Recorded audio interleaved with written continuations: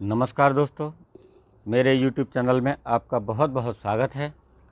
आज के इस वीडियो में हम आपको महाशिवरात्रि व्रत की कथा सुना रहे हैं। महाशिवरात्रि का व्रत फागुन माह के कृष्ण पक्ष की चतुर्दशी को मनाया जाता है। ऐसा माना जाता है कि सृष्टि के प्रारंभ को इसी दिन मध्य रात्रि को भगवान शिव का अवतरण हुआ था और प्रलय के समय इसी दिन भगवान शिव ने तांडव नृत्य करते हुए ब्रह्मांड को तीसरे नेत्र की ज्वाला से समाप्त किया था। इसीलिए इसे महाशिवरात्रि या कालरात्रि कहा जाता है। तो दोस्तों, आइए सुनते हैं महाशिवरात्रि व्रत से जुड़ी एक पारंपरिक और पौराणिक कथा। एक पौराणिक कथा के अनुसार प्राचीन काल में किसी जंगल में एक बहेलिया रहता था। वह अपने परिवार का पालन पोषण दिन भर शिकार करके ही करता था। एक समय की बात है कि उस बहेलिये को दिन भर भटकने पर भी कोई शिकार नहीं मिला। दिन भर भटकने और कोई शिकार नहीं मिलने से वह बहुत बेचैन हो गया, दुखी हो गया। तब वह थक हार कर भूख प्यास से व्याकुल एक तालाब के किनारे एक पेड़ पर बैठ गया।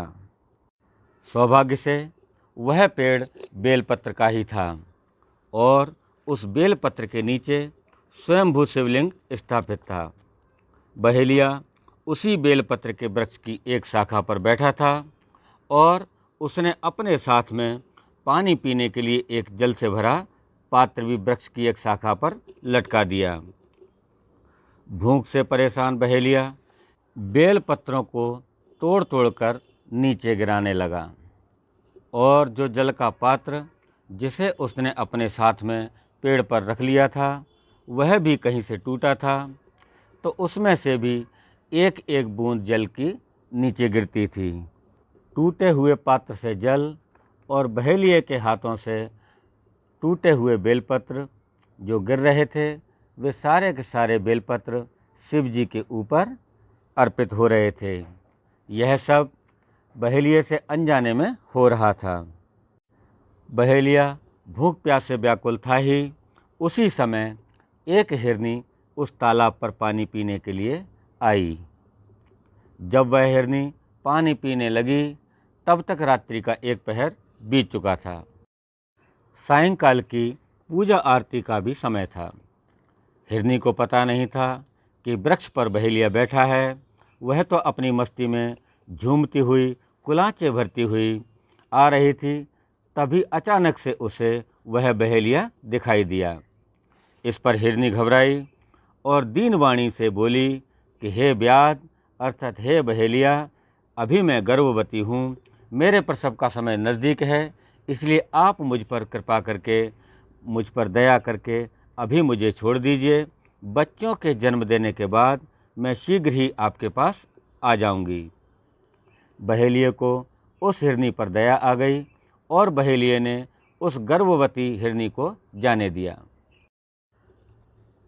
भूख से व्याकुल बहेलिया बेलपत्र के पेड़ पर बैठा हुआ फिर से बेलपत्र गिराने लगा और नए शिकार का इंतजार करने लगा। बहेलिये के पास जो जल का पात्र था उसमें से जल की बूंदें गिर रही थीं। इस प्रकार बहेलिये की अनजाने में मध्य रात्रि होने पर मध्य रात्रि की पूजा अर्थात दूसरे पहर की पूजा भी संपन्न हो गई। तब तक रात्रि का दूसरा पहर समाप्त हो चुका था। मध्य रात्रि होने पर एक दूसरी हिरनी उसी तालाब पर पानी पीने आई। शिकारी बहेलिये ने अपने हाथ में धनुष बाण उठा लिया। निशाना साधते ही उस दूसरी हिरनी ने उस बहेलिये से निवेदन किया कि हे बहेलिया, मैं ऋतु क्रिया से निवृत्त सकामा हूँ, इसलिए मुझे पति से मिलने जाने दीजिए, मुझे मारिएगा नहीं। पति से मिलने के बाद मैं तुम्हारे पास अवश्य ही आ जाऊंगी, तब तुम मुझे मार डालना। इस बार भी बहेलिये को हिरनी पर दया आ गई और उसने उस हिरनी को भी जाने दिया और वह फिर से बेलपत्र तोड़ तोड़ कर गिराने लगा। बहेलिया भूख से व्याकुल था। भूख के कारण उसे नींद भी नहीं आ रही थी। बेलपत्र के पेड़ पर बैठा हुआ फिर से वह बेलपत्र गिराने लगा और नए शिकार का इंतजार करने लगा। बहेलिए के पास जो जल का पात्र था उसमें से जल की बूंदें अभी भी गिर रही थीं। इस प्रकार बहेलिए की अनजाने में ही तृतीय प्रहर की पूजा भी संपन्न हो गई। अब रात्रि का तीसरा पहर भी समाप्त हो चुका था। मध्य रात्रि समाप्त होने पर एक तीसरी हिरनी अपने छोटे छोटे छोनों अर्थात छोटे छोटे बच्चों को साथ लिए हुए उसी जलाशय पर पानी पीने आई। शिकारी बहेलिए ने उसे देखकर अपने हाथ में धनुष बाण उठाया। तभी वह हिरनी घबराई और करुण भाव से बोली कि हे बहेलिया, मैं इन छोटे छोटे बच्चों को इनके पिता को सौंप कर आती हूँ, तब आप मुझे मार डालना। इस बार भी बहेलिए ने हिरनी के दीन वचनों से प्रभावित होकर उसको भी जाने दिया और उसका भी शिकार नहीं किया। भूख से परेशान बहेलिया फिर से बेलपत्र पर बैठकर बेलपत्रियां गिराने लगा और फिर से नए शिकार का इंतजार करने लगा।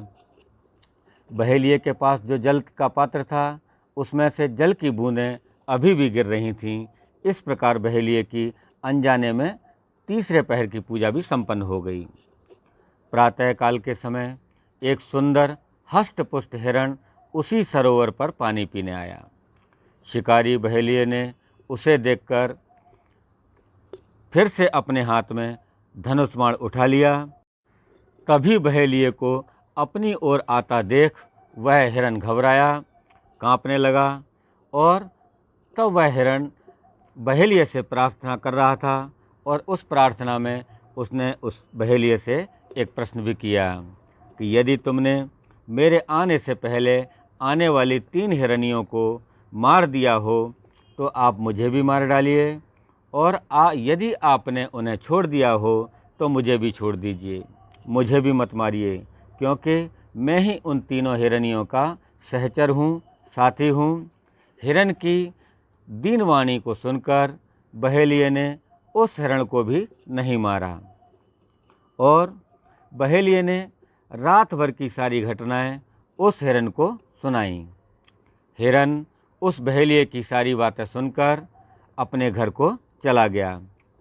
इधर बहेलिए की दिन भर की भूख प्यास से उस दिन का उपवास भी हो चुका था।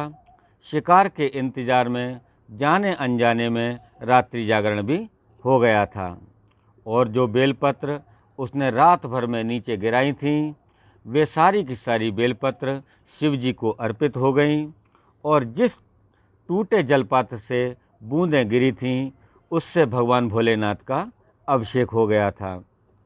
बहेलिए की अनजाने में की गई पूजा से भगवान भोलेनाथ प्रसन्न हो गए और भोलेनाथ की कृपा से ही बहेलिया का हृदय परिवर्तन हो गया। अब वह निर्दयता से कोमलता की ओर चल पड़ा और अहिंसावादी बन गया। तभी उसने प्रण किया कि अब वह और शिकार नहीं करेगा। उधर हिरनी से मिलने के बाद हिरण अपनी सत्यवादिता निभाने के लिए परिवार सहित बहेलिए के पास जाने का निश्चय किया। जब हिरण अपने परिवार सहित शिकारी बहेलिए के पास आया तो तब बहेलिए की आंखें भर आईं और वह अपने पूर्व में किए हुए बुरे कर्मों का पश्चाताप करने लगा। बहेलिए की शिव भक्ति और हिरण की सत्यवादिता को देखकर देवताओं ने स्वर्गलोक से पुष्पक विमान भेजा और उन दोनों को, बहेलिए को और हिरण परिवार को, शिवलोक में स्थान दिया। हमारे भोले भंडारी की कृपा का वर्णन कोई नहीं कर सकता, जितनी करो उतनी कम है। जय भोलेनाथ, जय भोलेनाथ, जय भोलेनाथ। तो दोस्तों, यह थी महाशिवरात्रि व्रत की कथा। आपको कैसी लगी हमारी यह कथा, आप हमें कमेंट बॉक्स में जाकर अवश्य लिखें। साथ ही हमारे इस वीडियो को लाइक करें, शेयर करें और हमारे चैनल को सब्सक्राइब अवश्य करें। धन्यवाद। जय महाकाल।